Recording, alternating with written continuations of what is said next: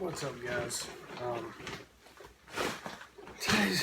This video right here is going to be about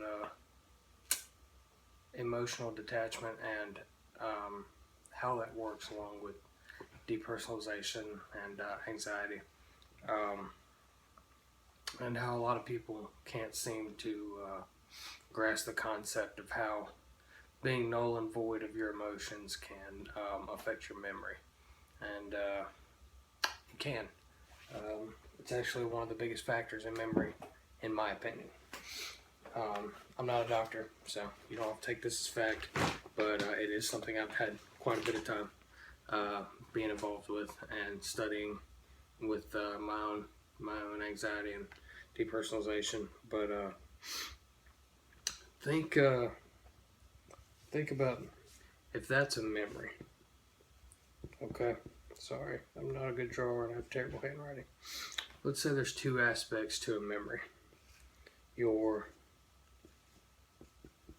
visual aspect of your memory and your emotional attachment or part of your memory. A lot of people with depersonalization complain of being null of their emotions, they don't have any emotions, they're just flat. They can't get mad, they can't get sad, happy, feel love, can't cry, etc., etc., on down the line.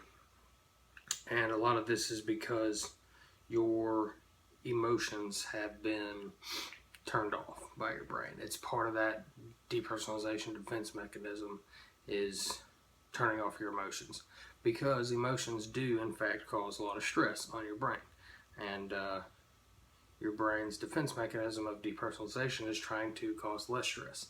So that's one of the first things that it turns off. So let's say in your memory, you have your visual aspect of a memory, of said memory, and you have your emotional aspect. Everything you see in this world, whether it be a parent or a certain rock or a tree, everything you come in contact with not only has a visual part of it, you can visualize the memory, but it also has an emotional aspect of it. Everything you see or come in contact with in this world has an emotion associated with it. People are like, I don't have an emotional attachment to this rock. Yes, you do. It may not be, I love this rock, this and that. It's, null and void or lack of emotion is technically emotion. It's nothing. Everything you see in this world is somewhere stored in your brain. Your brain's always seeing everything, even though you're only focused on one thing. And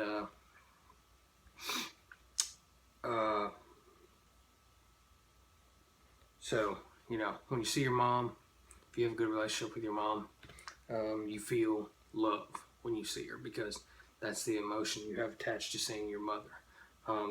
You see somebody you dislike, it's anger. So on and so forth. It doesn't have to be a person, it could be a place or an object, whatever. Everything has an emotional attachment to it, and it also has the visual. But when you get depersonalization and you are, you don't have your emotions in check, you can't feel your emotions, and people often wonder, why does so-and-so feel so alien to me? A person that I love, that I've been around my entire life, or a place or a thing, why does it feel so, distant to me? Why can't I feel it? All that kind of stuff. Because during your depersonalization, your emotions get turned off, and when that happens, this isn't fact. I'm not giving you the scientific definition of it. This is how I see it.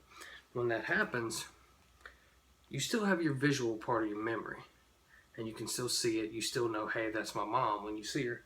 But because when you don't have your emotions, when you can't, feel your emotions, when you see her, instead of your visual being like, hey, that's my mom, and there is no other aspect though. There is no, your emotional part doesn't come into play because you can't feel it. So when you look at your mom, you don't feel that love.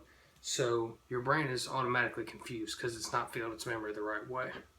And so it makes it seem alien. Like, that's your parent, that's so and so that you know that thing is something you've seen before, but you can't quite grasp it. And this is why, because your emotional is just as important as your visual and your memory. And when you can't get that emotional side of it, your feeling towards said thing is going to be off. And it's going to feel distant or alien, and it's not going to feel the same as it always has. And that's why there's no point in people trying to remember certain things, perfectly during depersonalization, because you're literally just wearing your brain out more, because you're not going to be able to remember it exactly the same until you get better, because your emotions are turned off. And like I just explained, in every memory, there's emotions tied to it. And when you can't feel those emotions, you can't properly remember it. You can remember it visually. You can remember what it looks like, everything else, but you can't feel it. And even in your memories, feeling it, your body's still getting the same thing as if you were seeing it in first person. Because your brain doesn't know the difference between hypotheticals.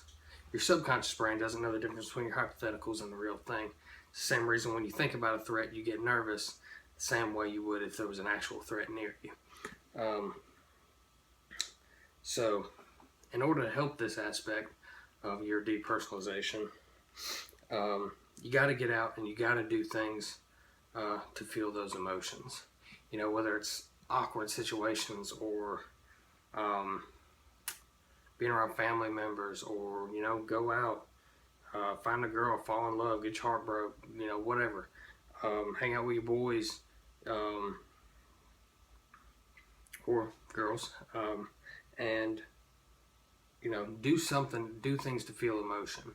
It doesn't have to be, I'm not saying happy or sad, I'm saying just anything, angry, sad, happy, love, whatever. Do things to feel emotions. The more you hide away and stay null and void in your bedroom or hiding in your house, the longer you're going to be detached. So you got to get out and you got to feel those things.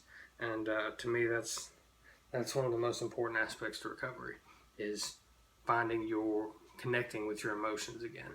So I hope this helps. This is just the way I make sense of it in my mind. I know it's not perfectly legible on here, but hopefully this helped a little bit. And thanks for watching, guys. Like and subscribe. I like to know that I'm helping people, and hope I'm helping you. Thanks.